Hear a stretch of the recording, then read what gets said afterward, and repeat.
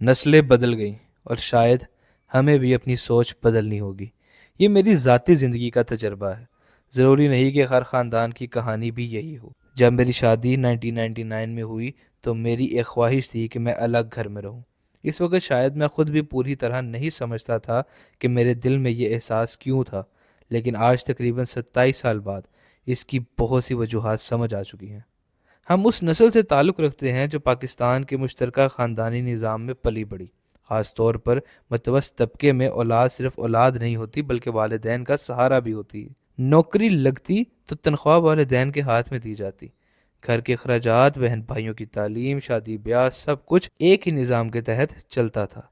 والدین کو بھی آہستہ آہستہ اس مالی تعاون کی عادت ہوتی جاتی ہے، اور یہ کوئی غلط بات بھی نہیں تھی کیونکہ اسی نظام نے خاندانوں کو سنبھالا ہوا تھا۔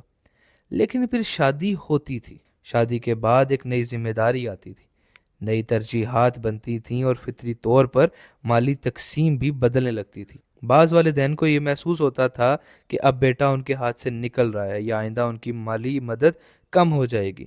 اکثر یہی احساس گھر کے اندر چھوٹے چھوٹے اختلافات کو جنم دیتا تھا۔ پھر کبھی بہو کو قابو میں رکھنے کی کوشش کی جاتی، کبھی بیٹے کو احساس دلایا جاتا، اور کبھی معمولی باتیں بڑے مسئلے بن جاتی تھیں۔ اور میں خود بھی ان حالات سے گزرا ہوں۔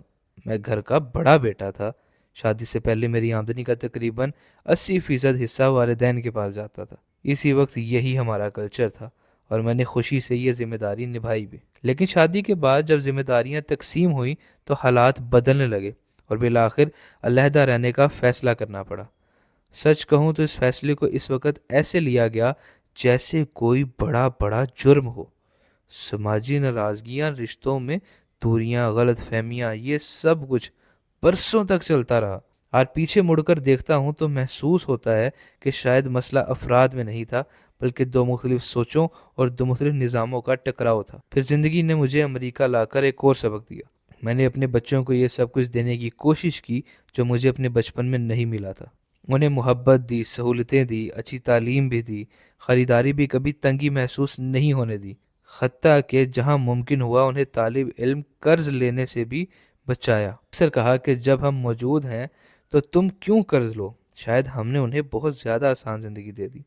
آج وہ جین زی نسل سے تعلق رکھتے ہیں۔ ان کی سوچ، ان کی ترجیحات اور ان کا طرز زندگی ہم سے مختلف، اور یہ فطری بات ہے۔ اور جب ان کی شادیوں کا وقت قریب آ رہا ہے تو میں ایک اور حقیقت محسوس کر رہا ہوں۔ ہماری بھی ایک زندگی ہے۔ ہم نے تقریباً ساری عمر بچوں کی پرورش، تعلیم، قربانیوں اور ذمہ داریوں میں گزار دی۔ اب بڑھاپے میں ہمیں بھی سکون، اپنی آزادی اور اپنی نجی زندگی کا حق ہے۔ یہ احساس مجھے ایک دلچسپ واقعے سے بھی ہوا۔ میرے بچوں نے شوق سے ایک بلی پال لی۔ پہلے تو میں 1 سال تک اس سے فاصلہ رکھا، لیکن پھر دل نرم پڑ گیا۔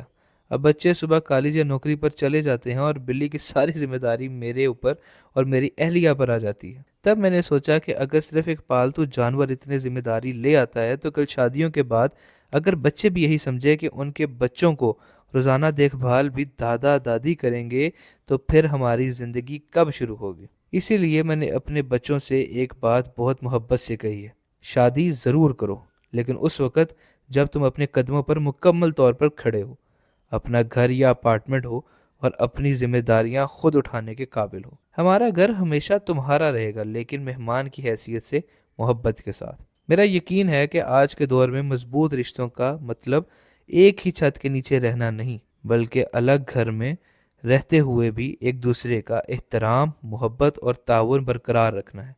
یہ کسی بہو، بیٹے یا والدین کے خلاف بات نہیں، یہ صرف ایک ایسے انسان کے احساسات ہیں جس نے زندگی کے دونوں دور دیکھے ہیں۔ اور میں سمجھتا ہوں کہ زندگی کا سب سے بڑا استاد وقت اور تجربہ ہے، اور اس کا کوئی شارٹ کٹ نہیں ہوتا۔